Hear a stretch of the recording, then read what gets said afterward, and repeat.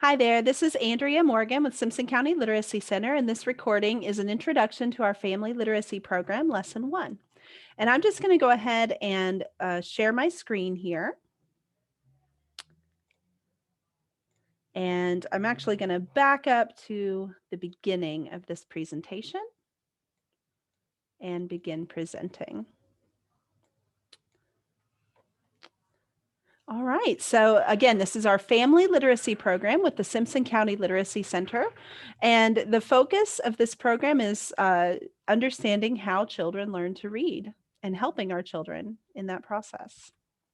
So the staff here at Simpson County Literacy Center is shown. Our director, Dana Patterson, is here, top left picture. Office coordinator, April Gregory, bottom left picture. Catherine King is our ESL and ABE instructor on the top right, and I'm Andrea. I'm also an ABE instructor on the bottom right. And our mission at the Literacy Center is to empower the community by providing educational opportunities for adults.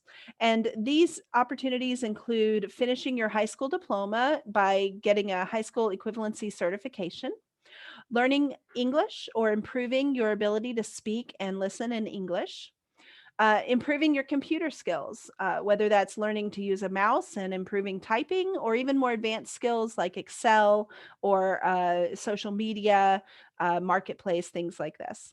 And then workforce development. So if you need help creating a resume, learning how to use Indeed and Monster and different job search engines like this, if you want to practice your interview skills.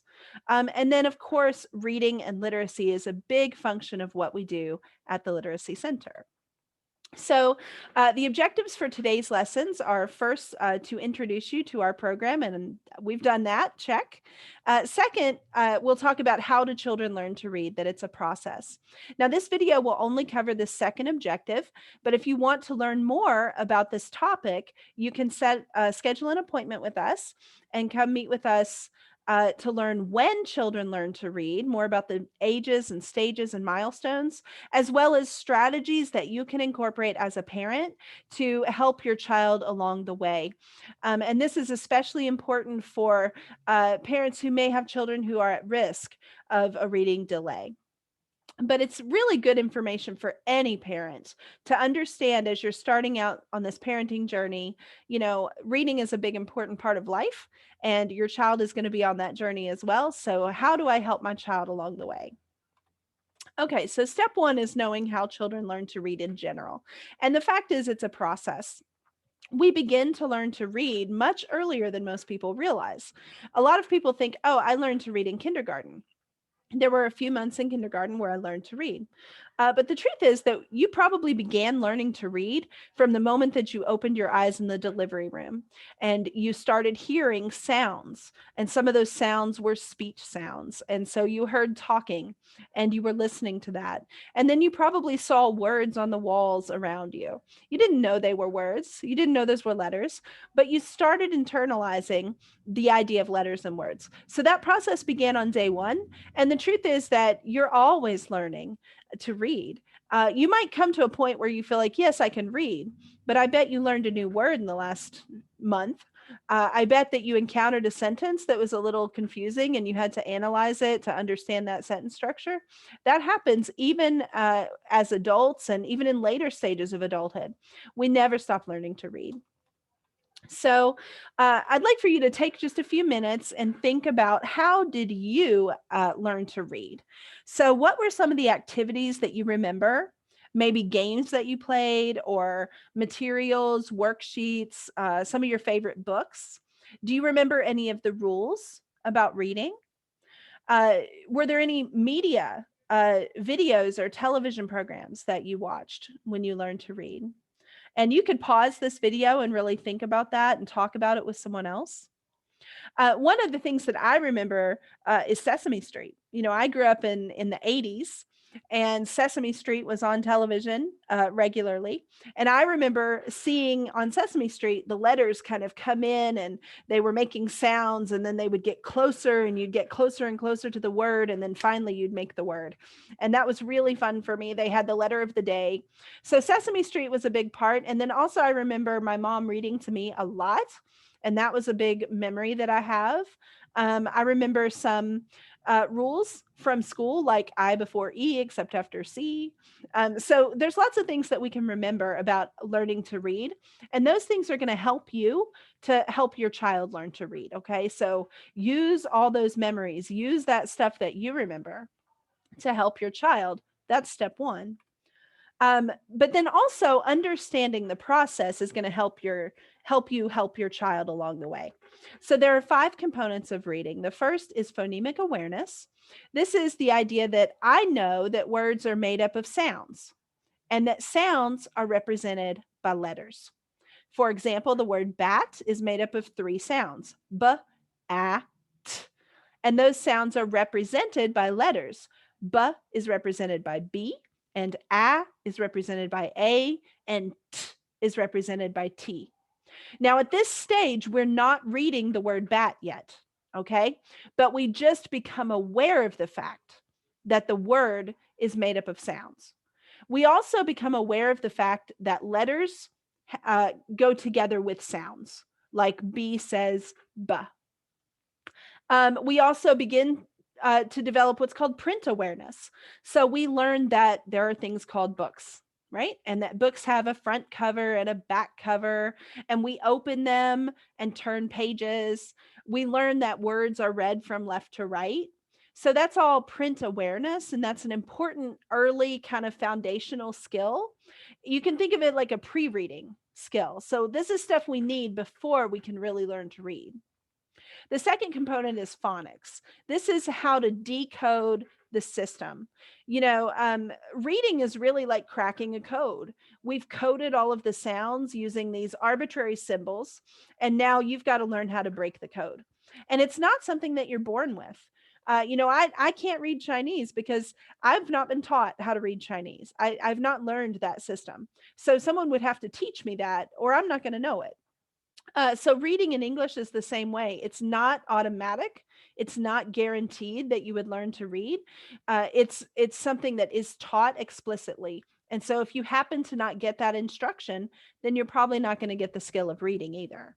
So that's why it's so important that we have our kids engaged in learning to read when they're young. The third component is fluency. This is when we become more smooth with our reading. So if you think about learning to drive, when you first learn to drive, you spend a lot of energy thinking about that process, right? Like, okay, I need to put my foot on the brake, and now I'm going to put it in drive, and now I need to move my foot from the brake to the gas, and you're nervous because you have to think about every single step. But the better you become at driving, the more practice you get, the more fluent you become with your driving. And you really don't have to think about it as much. You can kind of go on autopilot and just automatically do it. So that's where we want to get with our reading. When kids are little and they're first learning to read, it's going to sound really choppy and clunky. They're going to say, the, b, ba, bat, and they're going to sound it all out. And it's very hard to listen to at first. But then as they become stronger, they're going to be able to say, the bat is red. And they're not going to have to think so much about it. The fourth component is vocabulary. So this is just knowing the meaning of words.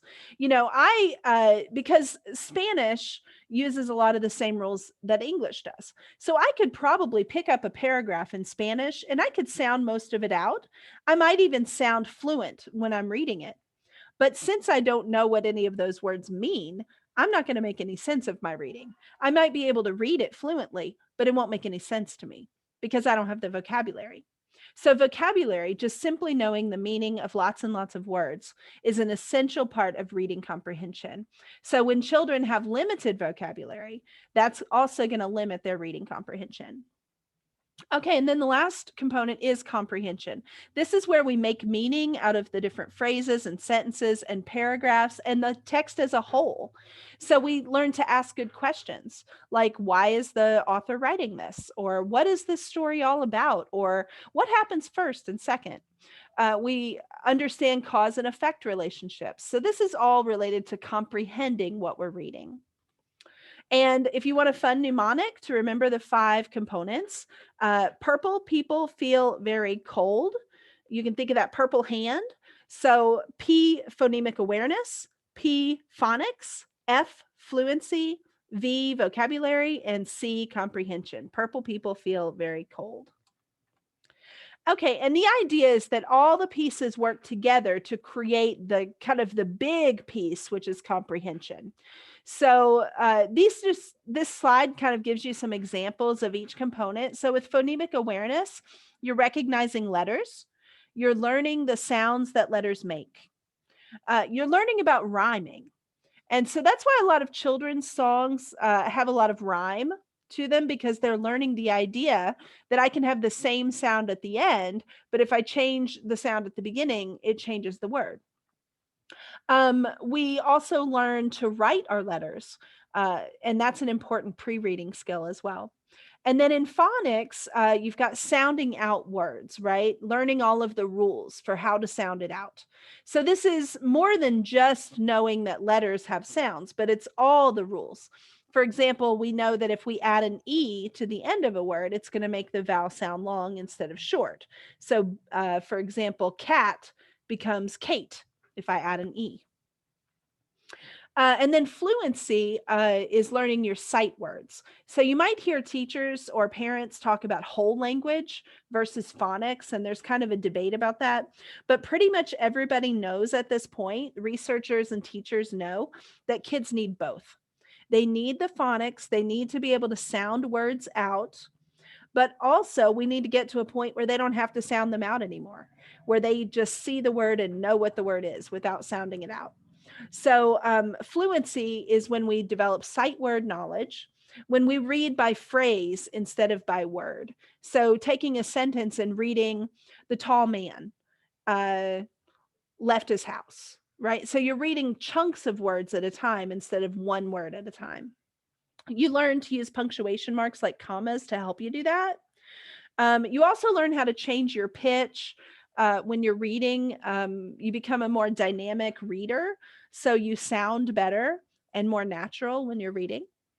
And then the 4th component, vocabulary, you've got to learn the definition of words, but it also includes things like opposites, right? Up, down, in, out, over, under. Also categories of words. So I could say, tell me 10 animals, and you could name 10 animals for me. Or I might understand that an orange goes into the category of color, but it also goes into the category of fruit. And then using things like prefixes and suffixes to understand what words mean. And all these different components together are going to create your ability to comprehend what you read. This is understanding the details from what you read, finding main ideas, understanding cause and effect, understanding that if the sentence says, I came home, therefore I took my shoes off, that these two ideas are connected, and that the word therefore helps us see that connection. So all that stuff is enhancing our ability to comprehend what we read.